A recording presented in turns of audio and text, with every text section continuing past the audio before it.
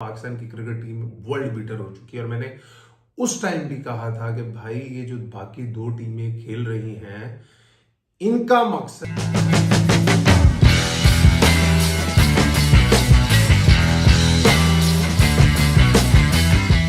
अस्सलाम वालेकुम जी, welcome to my YouTube channel और उम्मीद करता हूँ आप सब लोग खैरियत से होंगे। और 2 दिन रह गए हैं ऑब्वियसली चैंपियंस ट्रॉफी को स्टार्ट होने में और बहुत से क्वेश्चंस हैं जिसके आंसर्स का इंतजार हमें भी है। और पाकिस्तान के क्रिकेट फैंस जो सोशल मीडिया पे हम देख रहे हैं बहुत से क्वेश्चंस हैं जो उनको लग रहा है कि भी अनसॉल्व्ड है और उनके आंसर्स उनको नहीं मिल रहे। और चैंपियंस जो ट्राई नेशन सीरीज हुई है अभी उसने काफी क्वेश्चंस को रेज किया है about the selections of champions trophy और अबाउट द कॉम्बिनेशन जिसके साथ पाकिस्तान चैंपियंस ट्रॉफी में जा रहा है।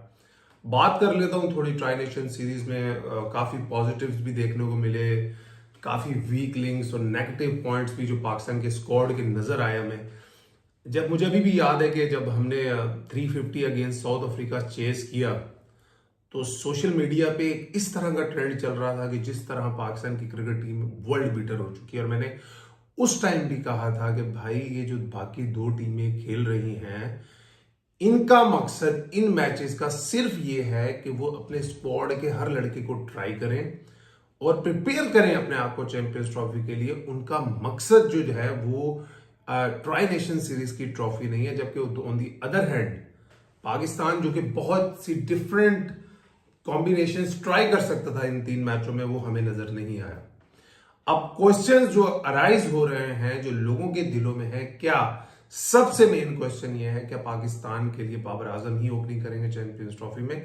तो कोच की प्रेस कॉन्फ्रेंस के बाद और कैप्टन की प्रेस कॉन्फ्रेंस के बाद एक पिक्चर बिल्कुल क्लियर है कि बाबर आजम ही चैंपियंस ट्रॉफी में ओपन करेंगे पाकिस्तान के लिए, जिसके मैं शुरू से हक में नहीं हूं even if Babar Azam performs well as an opener. Because उसकी वजह यह है कि जितना इनएक्सपीरियंस्ड मिडल ऑर्डर पाकिस्तान के पास है पिछले for last so many years, अभी तो फिर भी सेटल डाउन हो चुके हैं मोहम्मद रिजवान और सलमान अली आगा, तो उनको खिलाने वाला, टीम को स्टेबिलिटी देने वाला, मिडल ऑर्डर को अपने अराउंड खिलाने वाला वो एक ही बंदा है जो पिछले बहुत सालों से यह काम कर रहा था, वो है बाबर आजम।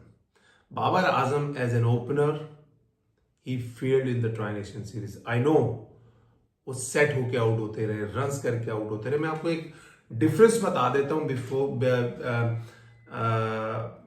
कि ओपनर और नंबर 3 या नंबर 4 पे खेलने वाले में सबसे बड़ा डिफरेंस क्या होता है। वो ये होता है जब आप एज एन ओपनर आते हैं, पहले 10 ओवर का पावर प्ले होता है, आपको स्ट्राइक रोटेशन जो होती है वो आपके लिए इतनी आसान नहीं होती। और हमने पास्ट में देखा है कि बाबर आजम ने जब भी बड़े रन किए हैं उन्होंने शुरू में स्ट्राइक रोटेट किया है, उन्होंने शुरू में वो थोड़ा वो स्लो खेलते हैं, देन वो एक्सेलरेट करते हैं because is obviously good against spin and pace, तो फिर जाके वो बड़ी इनिंग्स करते हैं। बट जब आप एज एन ओपनर खेलते हैं देन चूंकि पहले 10 ओवर्स में आपको वो सिंगल्स उतनी आसानी से ऑफर नहीं हो रहे होते, आपको बाउंड्रीज मारनी पड़ती हैं, तो कहीं ना कहीं एक प्लेयर जिसका पिछले 15 साल से वो नंबर 3 पे खेल रहा है डोमेस्टिक और अगर इंटरनेशनल को हम मिला लें तो एटलीस्ट 15 साल हो गए होंगे बाबर आजम को, तो उसका एक फॉर्मूला रन्स करने का आपने उसको डिस्टर्ब किया।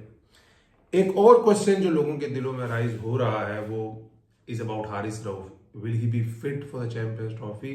We will have to see. अगर मेरा मानना है अगर हारिस रऊफ चैंपियंस ट्रॉफी के लिए फिट नहीं होते then Pakistan team have absolutely no chance.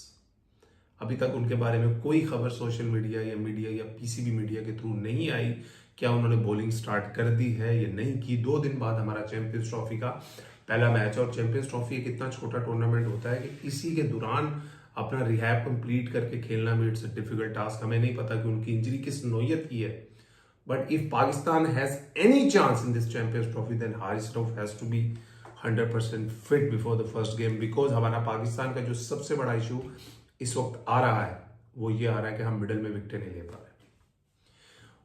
और लोगों के दिलों में क्वेश्चंस आ रहे हैं कि यार हमने ट्राई नेशन सीरीज में मैचेस देखे, पिचेस पे 3 मैच पाकिस्तान ने खेले जिनमें से 2 मैचेस ऐसे थे जिसमें अच्छी भली स्पिनर्स को हेल्प थी और हम एक स्पिनर के साथ खेल रहे हैं और वो भी इब्रार के साथ खेल रहे हैं। इब्रार के बारे में एक बात मैं आपको बताता चाहूँ because I have played a lot of cricket with him and I have played a lot of cricket even against him. Ibrar is a very good bowler, but he's more dangerous when the ball is new and hard. जब ball नया है, ball सख्त है, ball पे shine है, ये वो मोर lethal होते हैं। मगर भाई आप स्पिनर्स की जॉब होती है मिडल ओवर्स में आपको विकेट लेके देना, जो इसमें इब्रार हमें बिल्कुल नाकाम नजर आए in tri nation series, because he is more lethal, he is more dangerous when the ball is new. इस चीज को मद्देनजर रखते हुए भी, जैसे इमाद वसीम होते थे, जब बॉल नया होता था वो ज्यादा डेंजरस होते थे, जब बॉल सॉफ्ट हो जाता था देन वो इतने इफेक्टिव नहीं होते थे। ये जो वजह है इब्रार की, बिकॉज इब्रार की जो बॉल की पेस है वो एक जो तगड़े विकेट टेकिंग स्पिनर है, राशिद खान है, शदाब खान जब अपनी पीक पे होते थे, ब्रेसवेल टाइप बॉलर है, नेथन लाइन टाइप बॉलर है, या जो जेम्पा है, उनकी तरह इनकी पेस नहीं है, ये काफी स्लो है एयर में। जब बॉल हार्ड होता है तो इनको ऑफ द विकेट थोड़ी पेस मिलती है, जिसकी वजह से जब ये गुगली करते हैं, फ्लिपर या कैरम बॉल करते हैं, तो बॉल पड़ के पिच पे थोड़ा तेज जाता है। That's why he takes more wickets. LBW comes into play, and जो बोल्ड भी ये करते हैं वो that comes into play. But जब बॉल सॉफ्ट हो जाता है, बिकॉज इनकी पेस थोड़ी कम है, तो बैट्समैन को टाइम थोड़ा ज्यादा मिलता है। तो इस चीज को देख के मुझे मद्देनजर रखते हुए मुझे लगता है कि पाकिस्तान को एक और स्पिन ऑप्शन की तरफ जाना चाहिए था। दूसरा, अब लोगों के बारे में ये भी लोग सोच रहे हैं कि यार हमने नंबर 3 का जो हमारा स्पोर्ट है वो सबसे ज्यादा वनरेबल नजर आ रहा है, जो कि पिछले 8 साल से कोई उस नंबर के बारे में सोचता नहीं था। और मैं पहले भी ये बात कर चुका हूं कि नंबर 3 एक ऐसी प्लेस है जिसमें आपकी टीम का बेस्ट बैट्समैन खेलता है वनडे क्रिकेट में। आप विराट कोहली को देख ले, जो रूट को देख ले, केन विलियमसन को देख ले, आप स्टीव स्मिथ को देख लें। नंबर 3 एक वनडे में ऐसा नंबर होता है जिसमें आपकी टीम का जो बेस्ट बैट्समैन होता है, आपका one of the most experience batsman होता है, वो उस नंबर पे खेलता है। बिकॉज नंबर 3 वाले ने गेम को स्टेबल भी करना होता है, गेम को चलाना भी होता है, और मिडल ऑर्डर को अपने साथ खिलाना भी होता है।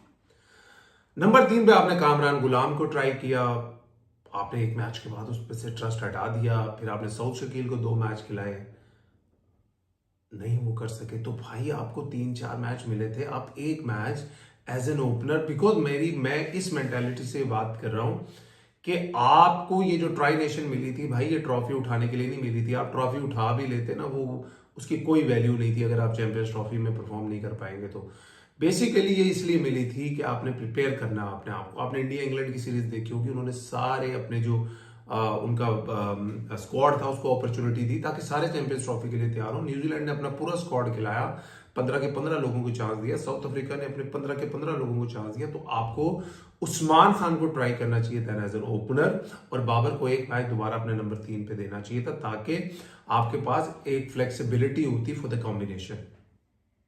मगर आपने वो ट्राई नहीं किया। तो यार अगर उस्मान खान पे आप लोगों को इतना भी ट्रस्ट नहीं है तो फिर आप लोगों ने सिलेक्ट क्यों किया है?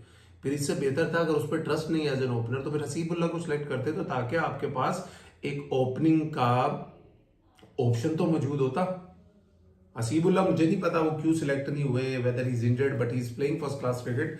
हसीबुल्लाह की सिलेक्शन मैं इसलिए कह रहा हूं कि अगर वो सिलेक्ट होते ना तो आपके पास एक ओपनिंग बैट्समैन, जिसके बारे में लोग बात कर रहे हैं ना कि आप इमामुल हक को डाल लें, आप शान मसूद को डाल लेते, आप अब्दुल्ला शफीक को ही डाल लेते, तो आप वो क्वेश्चंस भी अराइज ना होते। अगर आप हसीबुल्लाह को डालते तो आपके पास एक ओपनिंग बैट्समैन जिसने डोमेस्टिक क्रिकेट के सिर्फ थोड़े से मैचों में 9 से 10 सेंचुरियां बनाई हुई है वनडे में एज एन ओपनर, आपके वो ऑप्शन होता कि अगर यार बाबर आजम नहीं कंफर्टेबल लग रहे एज एन ओपनर, वो कंफर्टेबल एज खेलते हुए तो लग रहे होंगे बिकॉज इन पिचेस पे इतना स्विंग सीम नहीं होता, मगर एक फॉर्मूला होता है। मैंने बताया ना, एज ए ओपनर इनिंग्स को बिल्ड करने का फॉर्मूला और है, एज ए नंबर 3 इनिंग्स को बिल्ड करने का फॉर्मूला और है।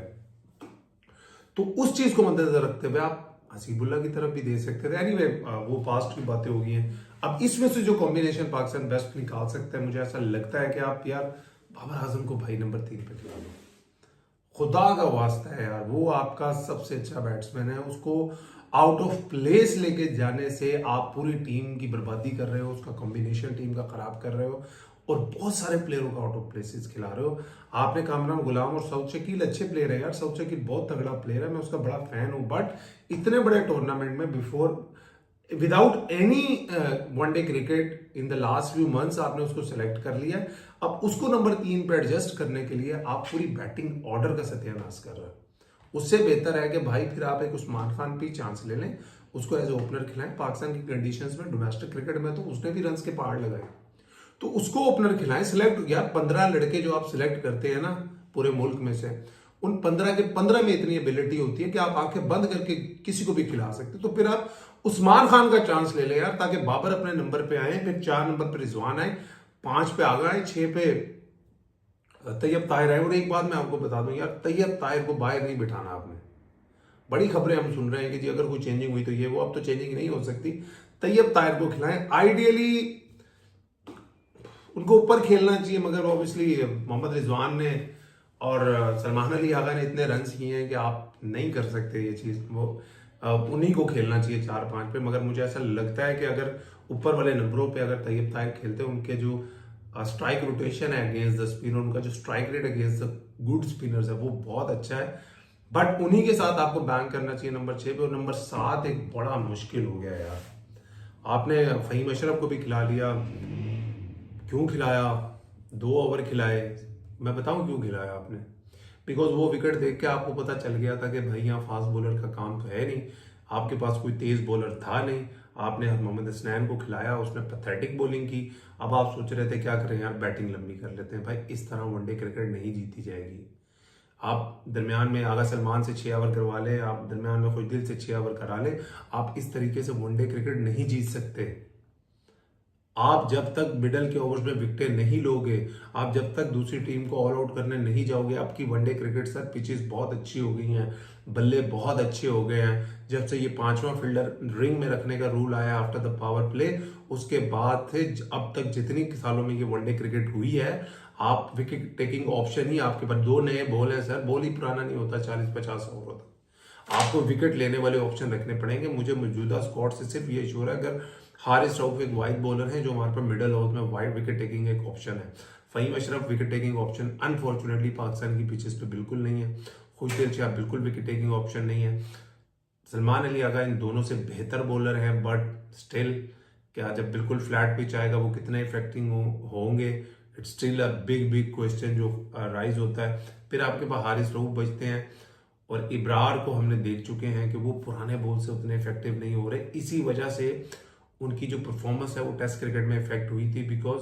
वो शुरू में जब पहले स्पेल में आते थे वो 2-3 आउट कर लेते थे। जैसे जैसे बॉल सॉफ्ट होता जाता था, वो टाइम इतना देते हैं बिकॉज उनकी पेस काफी कम है, तो बैट्समैन उनको इजीली मैनेज कर लेते हैं। Even when they are not picking him from the hand, they can play him off the pitch, because जब आपकी पेस स्लो होती है तो बैट्समैन अगर आपको हाथ से पिक नहीं कर रहा, वो आपको ऑफ द पिच खेलने की कोशिश करता है। लेकिन अगर आपकी पेस ही कम है वो इजीली मैनेज कर लेगा। लेकिन अगर आपकी पेस अच्छी, बिकॉज जब बॉल सॉफ्ट होता है, वो जब आप उसको ज्यादा रेवोल्यूशंस या तेज नहीं थ्रो करते तो वो पिच पे लगकर और स्लो हो जाता है। यही रीजन हमने देखी है जिसकी वजह से इब्रार हमेशा न्यू बॉल पे सक्सेसफुल हो। एनीवे व्हाट एवर हैपेंस, हमारी जो दुआएं हैं वो पाकिस्तानी टीम के साथ है। We want to wish them all the best. 19th Pakistan की कैंपेन स्टार्ट हो रही है। पाकिस्तान और न्यूजीलैंड के मैच से पहले हम एक प्रॉपर प्रीव्यू करेंगे, जब हमें कोई आइडिया मिलेगा कि पाकिस्तान किस स्क्वाड से खेलना चाह रहा है। अपना ख्याल रखिए, इंशाल्लाह जल्द आप लोगों से मुलाकात होगी। अल्लाह हाफिज।